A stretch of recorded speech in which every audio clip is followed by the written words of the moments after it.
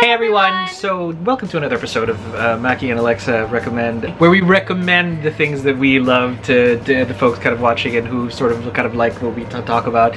And this is the second edition of the manga and anime recommendations, in which case the previous one was about contemporary and then contemporary unexplained, probably magic. Yeah. That's an actual genre to us. Like that's how we label things. We don't claim to know all of the official genre titles, but we can make them up because that's what they're about to us.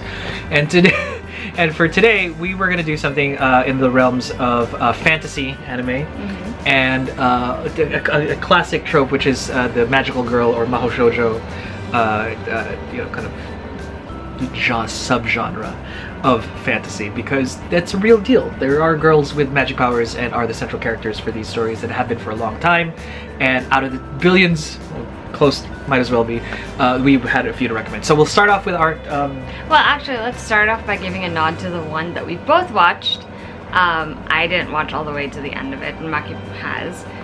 So quick shout out to Sailor Moon. Yeah, very quick shout out to Sailor Moon. Which is probably the most well known, I think, of all the Mahou shoujo, I'd say. I would say that Mahou shoujo peaked, although there were other stories that had the central trope of a young girl to almost in teenage years or barely into their teens that, you know, suddenly develop these magic powers, and suddenly the weight of the world is on their shoulders and they have to save the world with their sparkly the genre perfectly. With their sparkly ability. Anyway. And it's gotta be sparkly though, for the most part. It's not a prerequisite, but most of them do have that. Anyway, Sailor Moon is something that we both watched growing up, and it basically is about a group of girls who discover that they are meant to be guardians of the long-lost princess Serenity and her holy silver crystal or whatever that was. There's that's basically the premise of the first season, but it totally expands from there and brings in so many other things in the next couple of seasons. Right. It was one of the stories that sort of because I said echoed. Anyway, it was one of the stories that kind of had that whole me and my friends are going to save the world together kind of feel, and banked on the power of our relationships and our love for everything that make this work.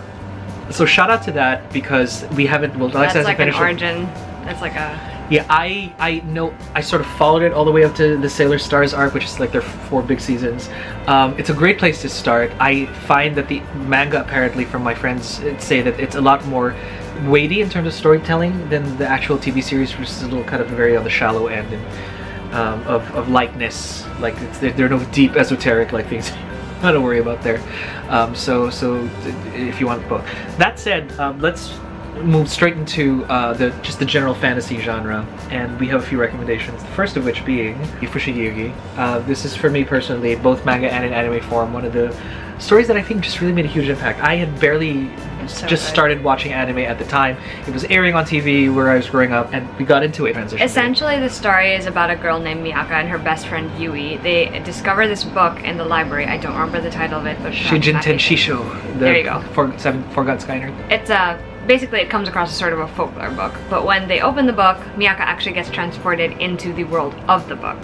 And in the land that she gets transported to, there's a prophecy of sorts where a girl from another world is going to come, and she is going to be the vessel for the god of whichever land she's in. There are 4 lands, 4 gods. And Miyako basically has to gather all the 7 Suzaku warriors in order to do that, in order to get her wish granted, which is basically to go home. And there are a lot of other things that play out in the story, but that's essentially the main plot line. It is so incredible. I watched it first as an anime, and I've only read the first volume of the manga, but the story is just... it's so compelling, and the characters are really what draw you in, I think. For me, personally, like every single character that is in that story, good or bad, is someone that I'm interested Everyone's in in the gray. Happens. Yeah. They're only so, like maybe 1 or 2 purely evil people. Really, yeah. And or purely good. Or purely good, absolutely. And everyone's very gray in this. So good. Because they have to make very difficult choices over the course of like this entire series. So good, so compelling. I have rewatched the anime multiple times and it still holds up for me every single time, so I would highly recommend that. And I still have to finish reading the manga, so... And here we are. The next one that we do want to do is... it's a new favorite for us both, Yona of the Dawn, which is by Mizuo Kusanagi. We actually have watched the anime and not read the manga yet, although I have acquired all of the recent volumes of the manga, as you probably saw in the last haul. The story is essentially about a girl named Yona. She is the only heir to a king, and her kingdom is actually taken away from her when her cousin kills the king and takes over the throne. And so Yona is forced on the run with a loyal captain of the guard named Hak, and who is also her childhood friend. Yes, so is her cousin. They were all childhood friends. And the only way for her to get back her kingdom is to gather together the 4 legendary dragons, and so that is essentially what the entire story is about. And it's really great because, and the parallelisms I find with Fushigi is that in order for the main character to fulfill her quest, she has to find these legendary characters and build them around her. And so where with Fushigi you're looking for the 7 warriors, here you're looking for the 4 dragons, and the lore is just so beautiful. And that's why I personally love storytelling for me is actually a lot stronger in very, very, very even though I love Fushigi, I agree with Macky when he says that the storytelling is done very well. I haven't seen it unfold in the manga, but in the anime it unfolds like perfectly with the perfect pace, and the characters are like introduced to you in the best possible ways. Which is, I think, just a product of the times. I mean, Fushigi came out in like the 90s. Yeah. It's definitely something that... So yeah, so it's definitely, so we've learned from there, and I love that these kind of maybe newer generation authors, or at least later generation authors, kind of have learned best things from the past and have just taken it another level. So it's great to see how storytelling has moved forward from then. So I would recommend these 2 in tandem because they have parallelisms.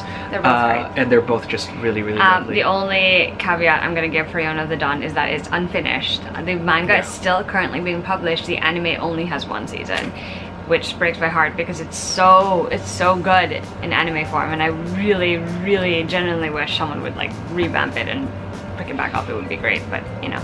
And while Fushigi is finished, I would recommend to not really delve too much into the OAVs that came afterwards because they are technically not part of the actual anime series. The anime... The first series is what you need to... Yeah, and the manga kind of, I think, ends there. Yeah. What I do recommend, on the other hand, is if you do want to go forward with the series, go to the past. We'll feature that when I finish it, because there's the Genbu arc and she's doing a Byakuya arc.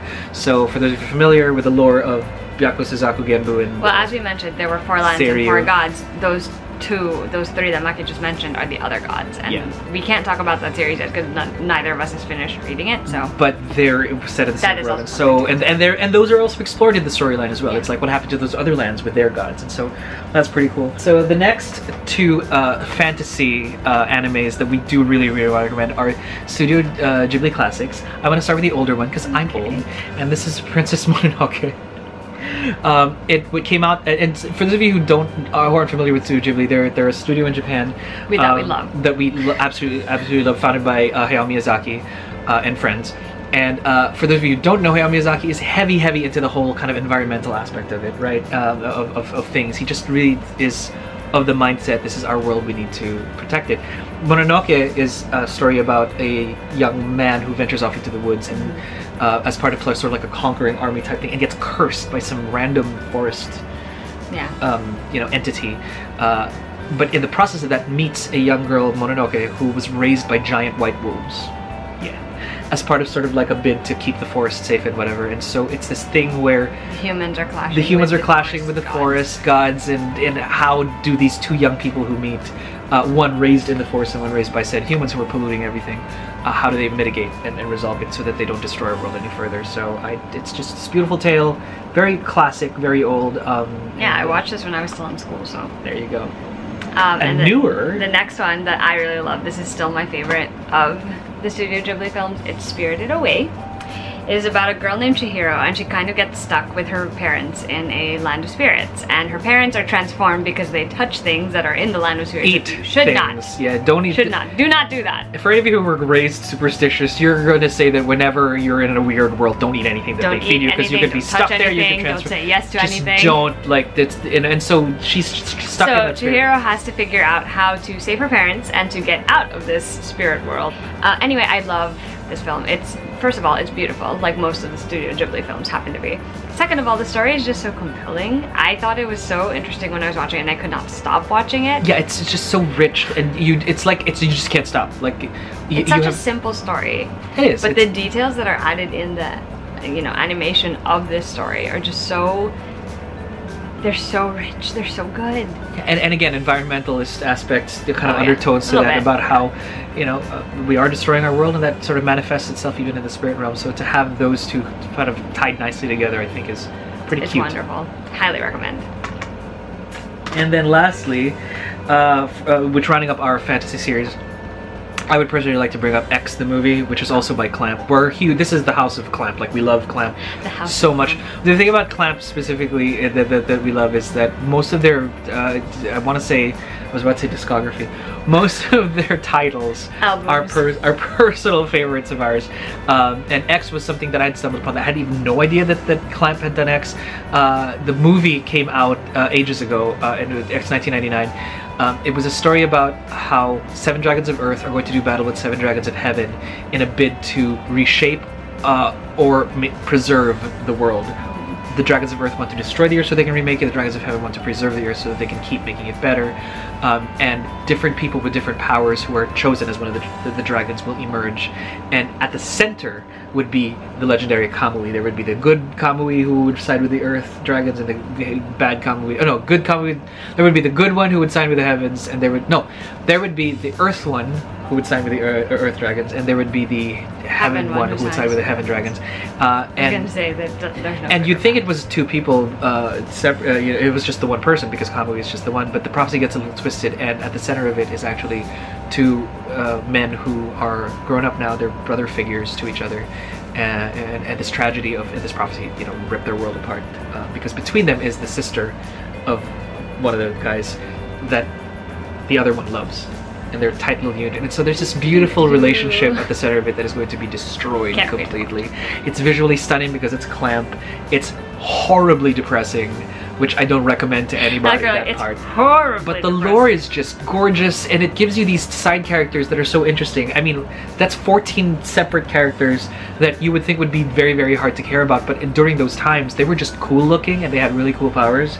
And if you line them up in a chorus line and made them sort of face off against each other, which is what they do, it's just awesomeness ensues. And so yeah, it becomes this terrible battle royale where they fight. And so I recommend it if you sort of like that pre-apocalyptic genre. There's post-apocalyptic, this is pre-apocalyptic, and I thoroughly enjoyed that. Okay, cool. Moving on to the Mahou shoujo genre. The first one that I kind of want to bring up is, again, because we are a House of Clamp, Magic Knight Rayearth. Which I also really love. Yeah, and what I'm holding actually is a DVD of the sort of like a remake, reboot type thing, which is also really good. We've watched the original kind of anime that came out, which is also really good. What I love about these stories is that they've been around for a long time. They've sort of been retold, and they hold up in the different versions. And the story is about, and again, think about Mahou shoujo, me and my friends will have the weight of the world on our shoulders. Exactly. There are 3 girls who are on school field trips at Tokyo Tower, and then out of nowhere, the 3 of them get spirited away to a place called Saphiro, where they're like floating islands and whatever, and where the Princess Emerald from Saphiro, the pillar of all goodness and power in that land, needs a lot of help, and they're the only ones who can sort of save her and help her. And save Saphiro. The thing about Rayearth that is most impressive to me is they managed to create the 3 characters that you will love because they're such interesting personalities, and the way they clash and work with each other is very interesting. There's a lot of secondary characters as well who have very interesting backstories, but most of all, I think this is actually one of the more impressive storytelling examples in an anime. Like, because going into it, you expect one thing and you get it, but you also get more than you expected, and I think that's really, really impressive. Right, and so that's all I wanted to say. No, that's actually the perfect way to describe it, because you have Hikaru, which is who's kind of very boyish but strong and quiet. You've got Umi, who is the gorgeous kind of one who does the fencing, and she's lovely. And then there's Fu, who seems to be the smart kind of nerdy shy one. I always go for the ones with the glasses. And to have their friendship grow, and to have the weight of the world on their shoulders, and to come out of this adventure, different people, is easily one of the best journeys that are out there. It's so good. Okay. I guess I can go next because we don't have it, we don't own it. I watch it on Netflix. Yeah. But I wanted to talk a little bit about. It's called Puella Magi Madoka Magica, but I technically just call it Madoka Magica because it's easier. The entire story is about a couple of middle school girls who end up agreeing to become magical girls and to fight the witches that are threatening their world. It sounds super simple. It does. And I went into it thinking that was the entire story, but really it goes much further than that, because there's a lot of questions of like good and bad and morality. And the story arc is, I was so surprised by how compelling and incredible it was. It's a short anime, I think it's like 10 episodes But it's only. super heavy though. It is. I was gonna say, the reason why the story arc is so compelling is because some of the things that happen in it are so much more serious than what you would expect in a typical like middle grade Mahou shoujo show. I would, when Alexa told me, I'm like, criminy, they went there. Like I did not know what to expect going into it, but I was very, very impressed by it. I don't think I would watch it again because like until I was emotionally ready to do it. But I will say that they did a great job with the characters, with the story. It was good. Like if you're looking for something that's a little slightly different, I guess, from most Mahou shoujo, it's got a more serious like tone to the story. Yeah, definitely loftier concepts. Yeah, it's got a more serious tone to the story. You should definitely check it out. Yeah, and speaking of these last two recommendations, we have watched several times over and over again, and we don't, and not necessarily in any order. In fact, I think they would be right on the same shelf if we were going to rank them. But we want to start off because this is the House of Clamp, Cardcaptor Sakura, which we love. Which we love so much. It's not even funny how much we love this thing. It centers around a middle school girl named Sakura Kinomoto. She discovers a book in her dad's basement study, again with the books, that actually contained a bunch of cards. She opens up the book, she picks a card up, and it just happens to say Windy on it. She pronounces its name, and all of the cards just fly out of nowhere and begin to wreak havoc all over her city. And it is up to her now, as the new guardian of the cards, to capture them. Card captor. Hence, card captor. And so every episode or every arc would be just her, you know, finding some card wreaking havoc, and she would do that. Of course, it's not as simple as that, because there is something else going on behind all of that. First of all, why do these cards even exist? Who created them? And what's their purpose? Right, and what is this creator's kind of goal in now that he's dead, and whatever, and what does that leave her? This was so successful that they actually created, for years and years, the success was so huge that finally they listened to the clamor, and Clamp made a secondary series pretty much the way kind of Naruto has Naruto Shippuden, Clear Card. The Clear Card arc, which happens after the events of Cardcaptor Sakura. Now, and they're all a little older. Now, I highly recommend reading the manga because it is short, succinct, straight to the point. It cuts to the heart of things, and personally, it ends so much better than the TV series, because for the I will not like no spoiling though. No spoiling, because the TV series is longer. There's more kind of filler episodes, more cards that didn't exist in the book, just to extend the story and also to explore. But it's super great. It's super fun. The movies are great. I was never happy with the ending because technically the first series ended with a movie, and was just not fan servicey enough for me personally, because the manga was straight through to the heart, which filled me with so much joy that when they redid Clear Card, the prequel that they made was they animated the last few pages of the manga, which was gorgeous, tears and crying, and we're shipper trash for those ships in this particular series. There's a particular ship I'm sure. There's a particular ship that we're both, and so I highly recommend reading the manga first, and then watching the TV series, which is on Crunchyroll. And then if you felt like the Crunchyroll ending was terrible, just read the manga or just watch the Clear Card arc, because that'll set you to straights. Which leaves us with our final recommendation, which anybody can pick up. Absolutely anyone in anywhere can just pick up. If anybody who's never really watched anime, go for it. This is fine. It's even good dubbed in English. That's how good this is. Because Janine Garofalo was one of the voice characters for, I think, this particular movie. And it is Kikis Delivery Service. I love this movie also so a studio. much. This is the House of Ghibli, and this is the House of Clamp. Really, most of our recommendations are from the Ghibli or the Clamp wheelhouse, because they're just our writing style, I suppose. They're just so very, very accessible. And not just accessible, they're very good. You know, here. And so it is a story about, in this world, it's set in some fictional European world, country, continent, whatever, where as a rite of passage, young witches are accepted by the world. They're not occult or evil, they just happen to be a little more magical than most. You have to find a trade at age 12, I think. I think so. And Kiki, our main character, you know, with her trademark broom and ribbon, she's really not good at any kind of magic except flying. And so she's this is a story about a young girl trying to find her place in the world. And she does. She moves to another town, as most witches do, as her mom did for the town that she grew up in. And she just does the best that she can to carve herself. It's this amazing fantasy slice of life kind of thing about a young girl coming into her own And we just love her so wonderful, much. and Kiki is my favorite. Yeah, in another world, Alexa and I would have been Kiki and the cat. That's true. Actually, we're them in this world. We're them in this world too. I happen to be Gigi, the cat. I can be Kiki. That's true. So highly recommend. Yeah, so if you don't remember anything at all from this entire haul, the same way last time we said, just like the way, if you don't remember anything, just do your name. Yeah. I think that was how we ended up. In this video, it's gonna be, if you don't remember anything, Kiki's delivery service. Anyway, the English dub actually has Kirsten Dunst as Kiki, which she actually did a good job. Yeah, she did a really, really good job about this. And there's even a new Doctor by John Lasseter. So this is a very nice Disney-fied, and it fits within the Disney wheelhouse as well, of making people feel good and Pixar. It's so good. I love it so much. It's actually better written than a lot of the Disney movies that are out there. So for Disney to have been able to help distribute this and continue their mission.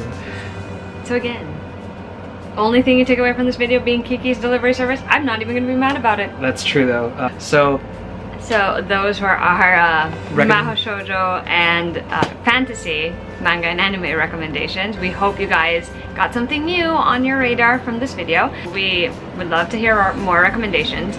We're actually watching quite a few that could have been in this video, but we can't mention them yet because we haven't finished it. Yeah, we haven't. And we'd rather wait until that's. And we felt it was a little more like we could recommend something if you've actually watched it from end to end, and maybe even seen the anime and in multiple formats as well. That we can sort of assess. So tune in for our shonen anime and sci-fi. Oh my god, you guys prepare your snacks and drinks. I have a lot to say. That's right. So pack your kunais and your zanpaktos because we're going to hidden villages and spiritual realms next time around. So that said, we hope you like this one, and we hope we'll see you guys soon. Bye. Bye.